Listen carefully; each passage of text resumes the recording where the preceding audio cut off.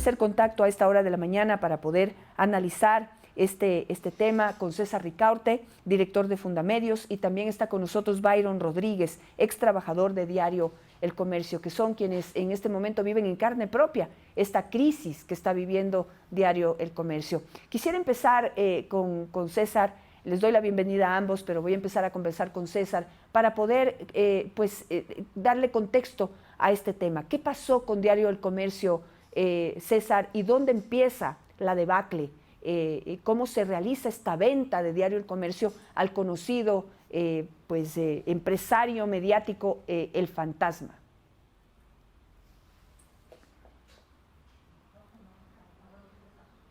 Perdón, estaba silenciado. Gracias, Janet. Un enorme saludo a ti, a la audiencia y pues desearles lo mejor. Ojalá este año sea el año en que salgamos definitivamente de esta situación de pandemia y podamos recuperar la normalidad. Y un enorme saludo también a Byron, que lo veo aquí en el estudio.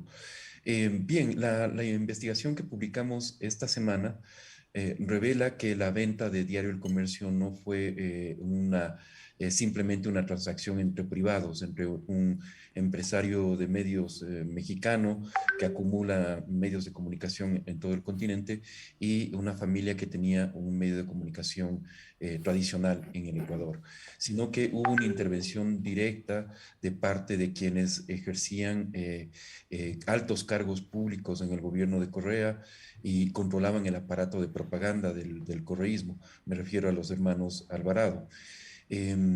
La historia, si me permites, Janet, es la siguiente.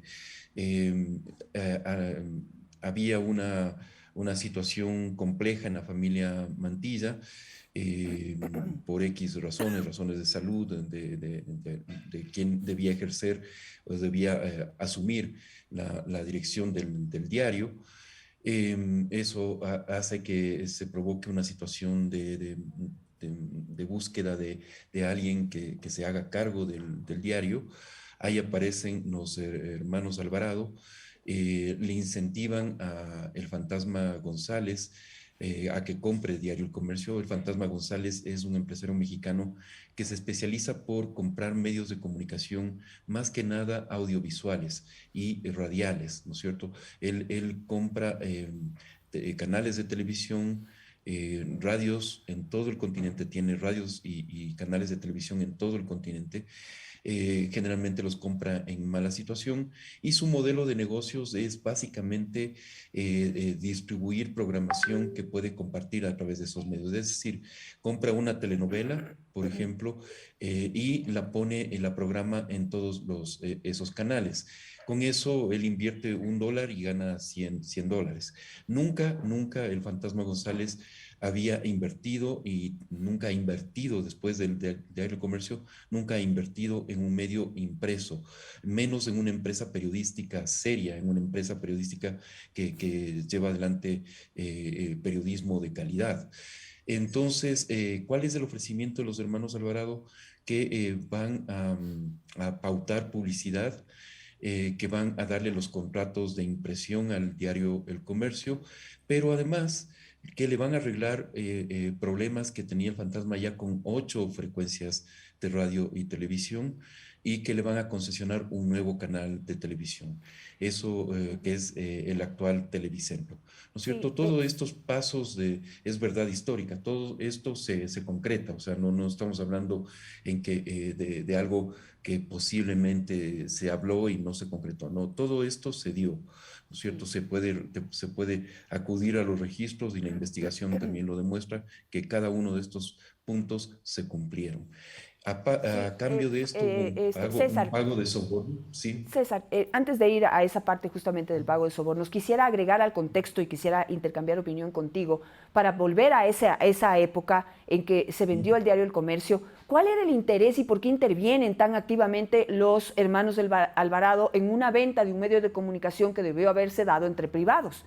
¿Sí? Y era Exacto. que también en ese momento hay que recordar cuál era y cómo se iba conformando y fortaleciendo el estado de propaganda y tener el control editorial y el control de un medio de comunicación tan importante, tan creíble, tan emblemático, era vital también para los objetivos políticos del correísmo en el momento que se dio la venta, que si no sé si podemos recordar cuál fue el año, César, y si me comentas sobre si esto también fue importante y por eso se metieron allí para poder influir en que Ángel González compre el comercio, a pesar de que no le interesaban los diarios, sino le interesaban las frecuencias radiales y la televisión, pero acepta comprar el diario por todo lo que le ofrecen a cambio. Pero no sé si podemos recordar este contexto de lo que sucedía políticamente en el país.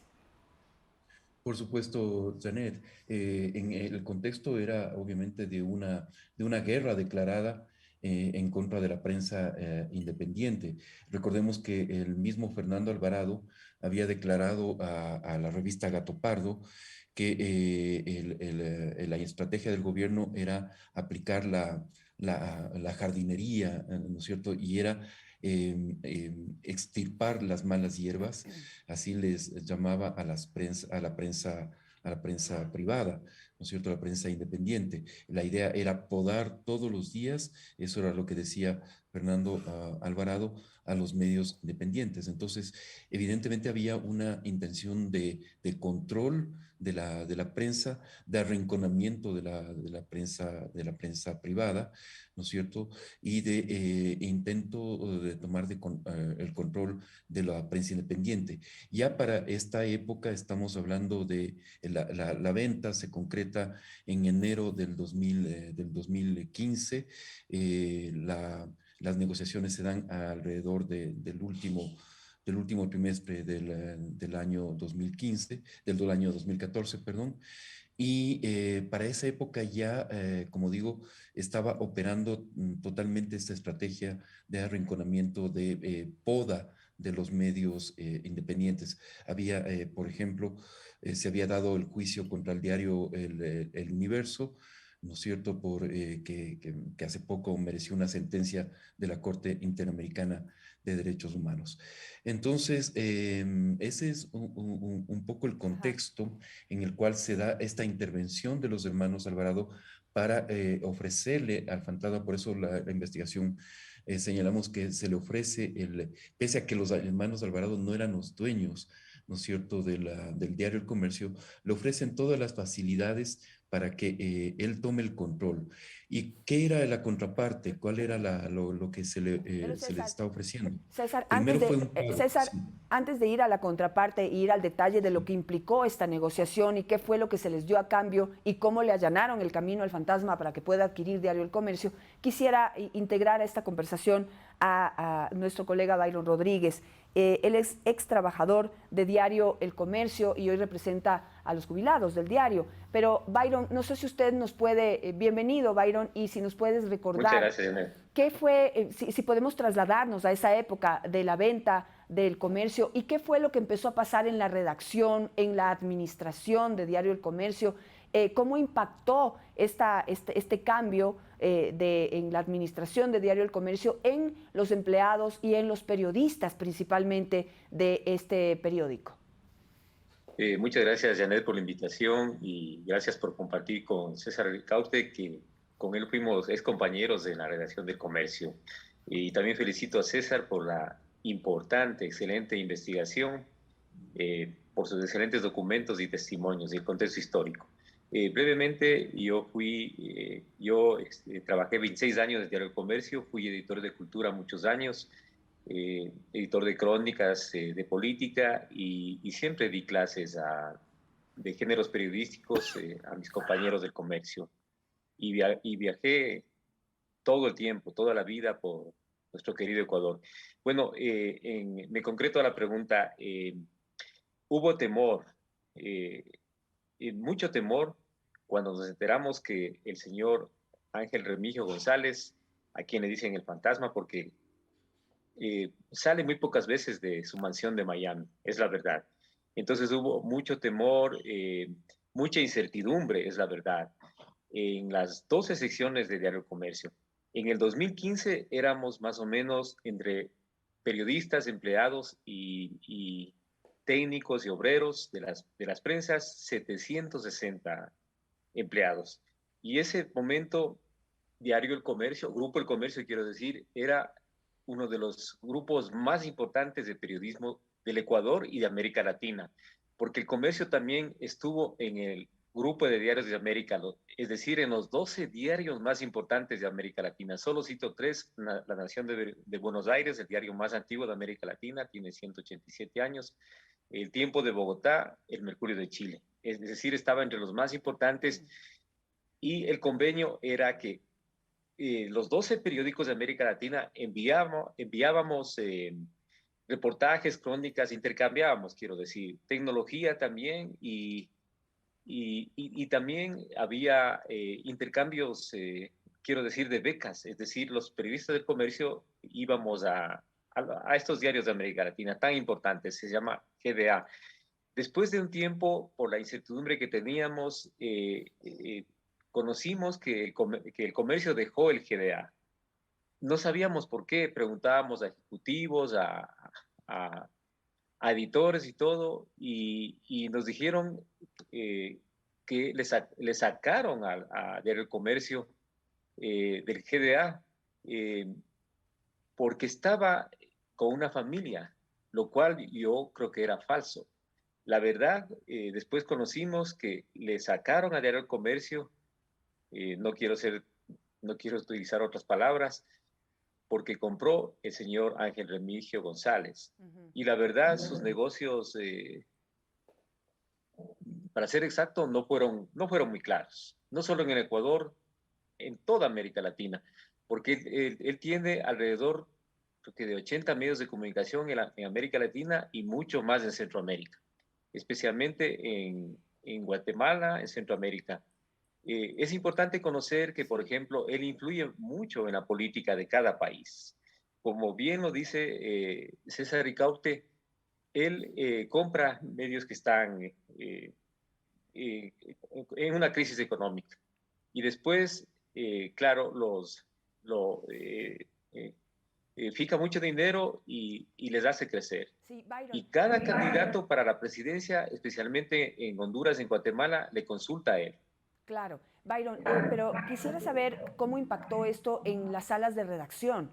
¿Hubo cambio en la línea editorial? ¿Qué les decían a los periodistas? Por ejemplo, un diario como tú lo has descrito muy bien, tan influyente, tan importante, no solamente a nivel nacional, sino a nivel latinoamericano, se destacaba por sus grandes investigaciones independientes, objetivas, muchas veces en contra de los gobiernos de turno. En ese momento, 2015, pues había también muchas investigaciones en contra del gobierno que en ese momento pues transcurría, que era el gobierno de Rafael Correa, y el comercio era una fuente importantísima de los ecuatorianos para poder conocer otra versión a la que publicaba el estado de propaganda dirigida por los hermanos Alvarado. Pero ¿qué empezó a pasar en la sala de redacción, Byron? Ya, bueno, es importante conocer que tuvimos muy buenos editores. Por ejemplo, José Hernández, con él estuvimos 6 años, un excelente maestro. Entonces, también trabajábamos, no es por vanidad, ni por egos, ni por nada, pero yo creo que los mejores periodistas y coordinadores, por ejemplo, Arturo Torres, Betty Beltrán, Agustín Euse, que por suerte está todavía en el comercio, Jacinto Bonilla en deportes, es decir, ¿por qué estábamos entre los mejores periodistas? Porque teníamos pasión, optimismo, y doña Guadalupe Mantilla, a quien agradecemos, era una persona generosa, es generosa. Ella nos enviaba a muchos cursos a los compañeros periodistas. Yo estuve en Diario El País, Arturo Torres fue a The Guardian en Inglaterra, bueno, y nos preparábamos, y a los compañeros periodistas más jóvenes les enseñábamos las técnicas periodísticas, especialmente los géneros, crónica, perfil, etc. Entonces, ese tiempo fue muy duro, porque, como dice César Ricaurte, estábamos en el tiempo más difícil del correísmo, del correato. Es decir, sentíamos la persecución cada día, especialmente de los hermanos Alvarado, concretamente del señor Fernando Alvarado. Bueno, hubo 2 medios a los que más persiguió: a Diario El Universo, porque ustedes saben que Emilio Palacio sacó esa crónica precisa, y solo porque dijo 2 párrafos Cuando tocaron el hospital de policía, dijo que es algo como un problema de lesa humanidad, es la verdad. Y al parecer, el señor Correa, el expresidente, él ordenó el ataque a la policía. Yo no tengo muchos datos, pero al parecer yo sé que fue así, y eso es increíble. Entonces, lo que le quiero decir también es que Diario Hoy también sufrió la persecución y quebró. Claro. Quebró Diario Hoy. ¿Por qué? Porque el gobierno dejó de entregarle, creo que alrededor de 2 millones de publicidad cada año. Y también le quitó la impresión de los libros para educar a los niños, del Ministerio de Educación. Hay un hecho importante. Yo recuerdo que más o menos desde el 2008, cuando empezó a romper el señor Correa los medios de comunicaciones, así, me acuerdo que fue una sabatina en Riobamba. Yo estaba de editor, jefe de turno en el diario El Comercio. Me asusté, igual nuestros compañeros dijimos, ¿qué pasa? Esa fue una señal de la persecución. Y es importante que cuando íbamos a sacar investigaciones importantes, revelaciones, crónicas también, historias, eh, nos revisaban los abogados del comercio. Eso era increíble. Sí, Es eso decir, era los abogados se inaceptable. convirtieron en editores. Claro que sí, Byron. Y eso te cuento, pues, que eso pasaba en todos los medios de comunicación. Eso también pasó Todos los medios. en otros medios. Nosotros también en Teleamazonas, pues, de un momento para otro, cuando yo trabajaba allí, de un momento para otro tuvimos que compartir la sala de redacción con los abogados y se convirtieron en personajes importantes de la decisión de lo que en la semana o en el día se podía hacer, cómo se debía hacer. Es decir, un tema que debía haber sido únicamente periodístico ya se tornó en legal. Pero quisiera volver con César para poder entender cómo fue que le allanaron el camino a Ángel González, porque en esa época estaba prohibido por la misma ley de comunicación que tenía, que aprobaron Correa y compañía. Estaba prohibido que un extranjero tenga un medio de comunicación en el Ecuador y estaba prohibido que cualquier empresario que tenga un medio de comunicación pueda tener otros negocios, cosa que no sucedía con Ángel González, pero le allanaron el camino a través del reglamento de la ley de comunicación. Entonces, vamos ahí a ese contexto de qué fue lo que pasó y cómo le allanaron el camino y a cambio de qué, porque eso es lo que hay que decir aquí. No solamente acabaron con el comercio, ¿sí?, sino que no lo hicieron gratis, cobraron por eso. Entonces, ahí la importante también investigación de Fundamedios, César.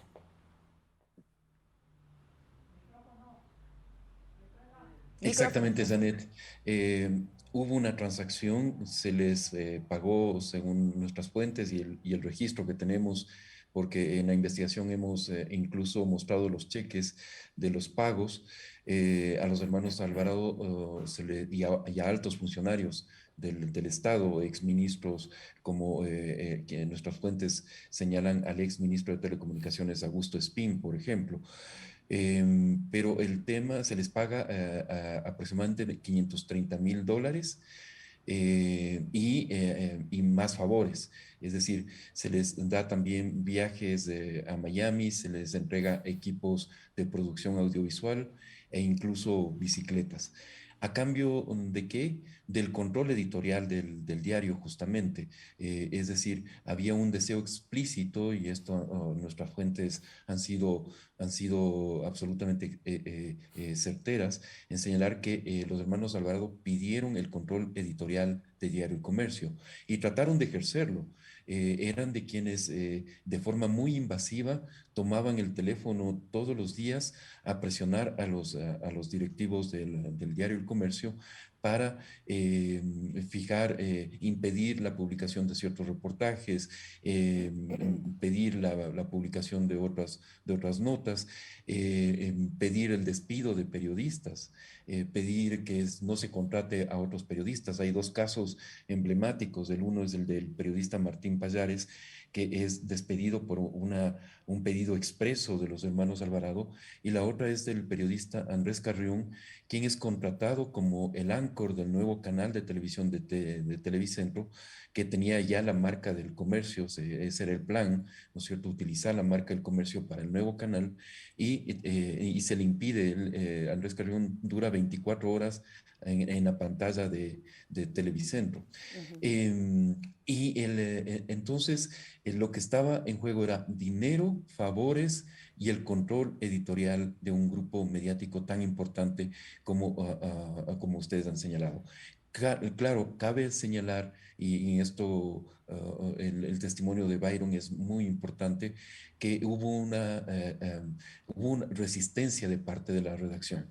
Es decir, no es que se empegaron la redacción se empregó sumisamente a los hermanos Alvarado. No hubo mucha resistencia. Quienes lideraban la redacción en ese entonces tomaron distancia, pelearon todos los días para que no se impusieran las órdenes de los hermanos Alvarado. Claro, la redacción ni siquiera se enteraba que los hermanos Alvarado eran quienes estaban detrás de todo este tinglado, ¿no es cierto?, que se había montado. Entonces, Janet, realmente es terrible comprobar cómo a los niveles que se llegó en la época para acabar con la prensa independiente, los daños que se han producido al país, a los ciudadanos, a la ciudad de Quito. Un diario El Comercio era el diario emblemático de la ciudad de Quito. Y yo sí me pregunto si la crisis política de la ciudad no tiene también mucho que ver con esa crisis periodística, con esa crisis Claro que sí. mediática que ha tenido la ciudad después de la venta de Diario El Comercio, ¿no?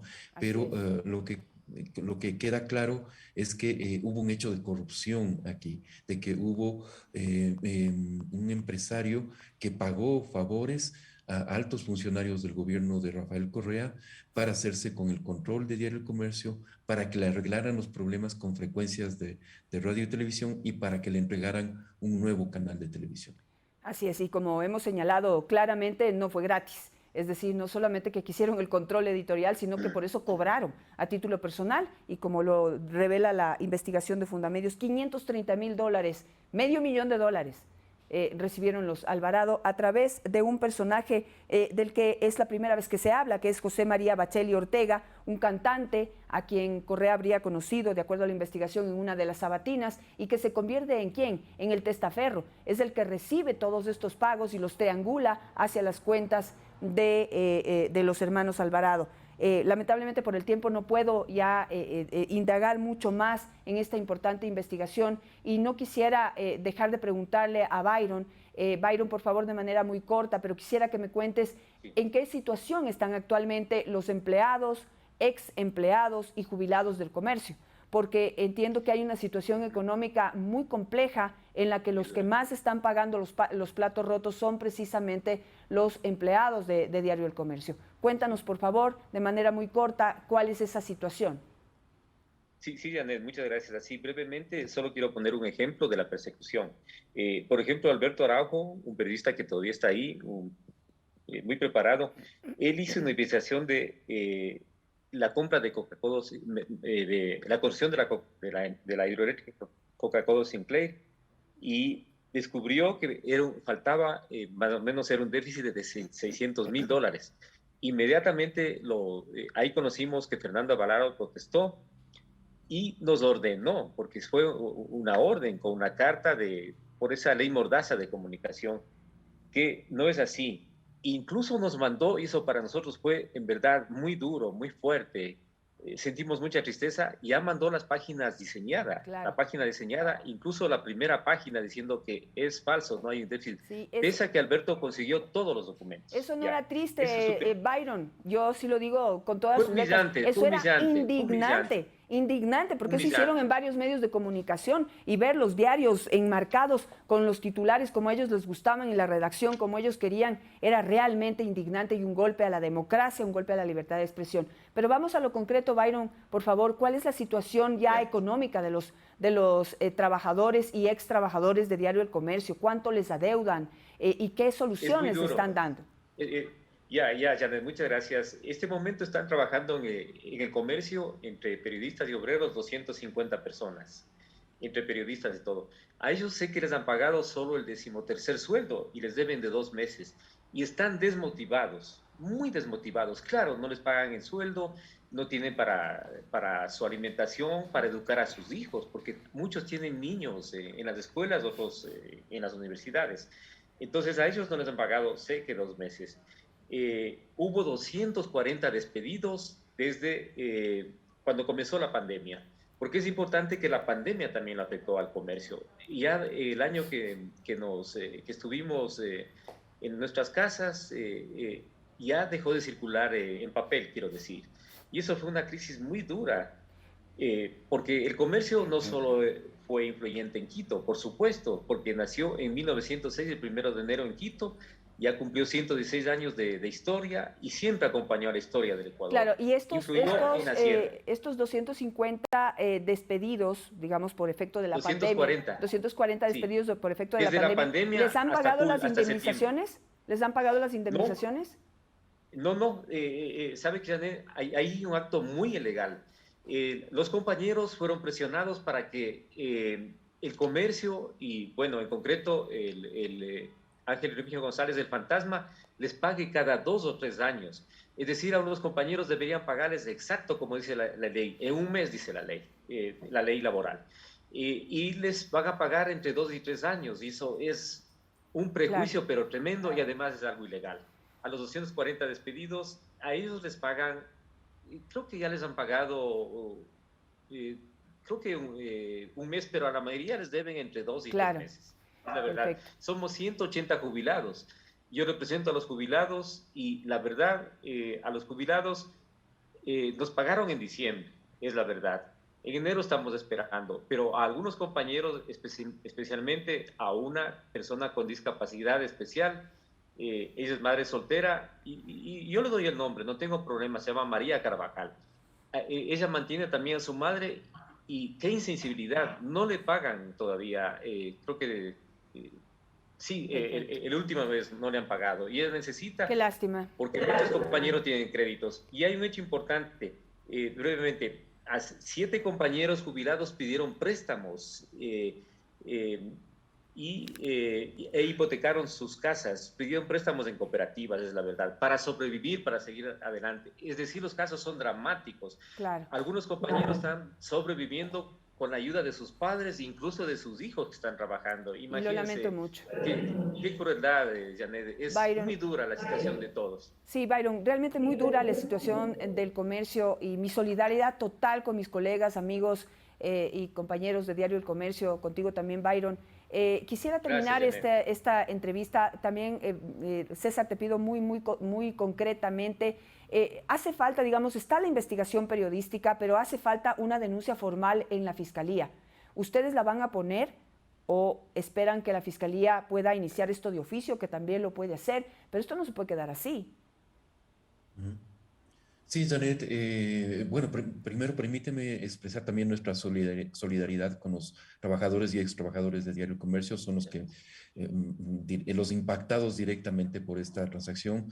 Lo indignante además es que el señor González sigue con otros medios de comunicación boyantes, ¿no es cierto? No se quiere hacer cargo de la situación de Diario El Comercio, no quiere invertir en un medio tan emblemático como Diario El Comercio, pero sigue usufructuando de otros medios de comunicación como si no pasara absolutamente nada. Y ahí el Estado yo creo que tiene que poner las manos fuertes, tiene que poner las riendas y hacerle cumplir la ley como ha Así ofrecido es. el presidente Guillermo Lasso al fantasma González. Fiscalía tiene que actuar, Janet.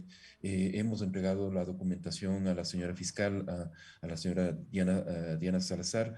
Si hace falta formalizar la denuncia, pues lo haremos, pero ella ya tiene conocimiento, le hemos entregado de forma personal toda la documentación del caso, porque lo que también es importante en esta investigación, Janet, es que hemos encontrado la ruta del dinero de la corrupción, ¿no es cierto?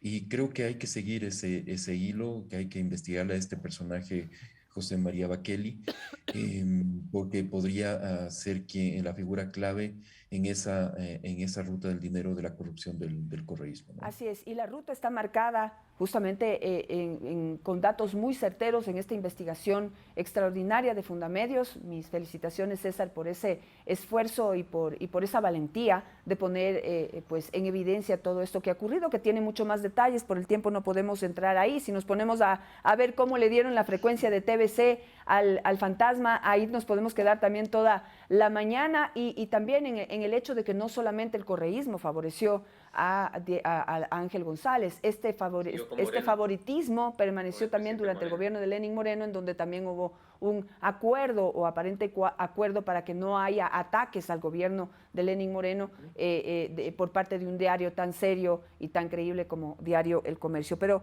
les agradezco a ambos por este contacto y por pues participar en esta entrevista. Y pues seguiremos de cerca, César, todo lo que suceda, no solamente con esta investigación, sino, Byron, siempre aquí un espacio abierto para poder conocer qué es lo que pasa con los empleados de Diario El Comercio que pues no pueden quedar allí, deben recibir un tratamiento justo, indemnizaciones a tiempo, etcétera. Así que mi solidaridad total, y a ambos que tengan un muy buen día. Gracias, Janet. Le seguiremos informando porque hay reuniones con el Ministerio de Trabajo y le explicaremos el proceso. Y gracias por su solidaridad e invitación. Que tenga un buen día. Muchas gracias. Gracias a ambos.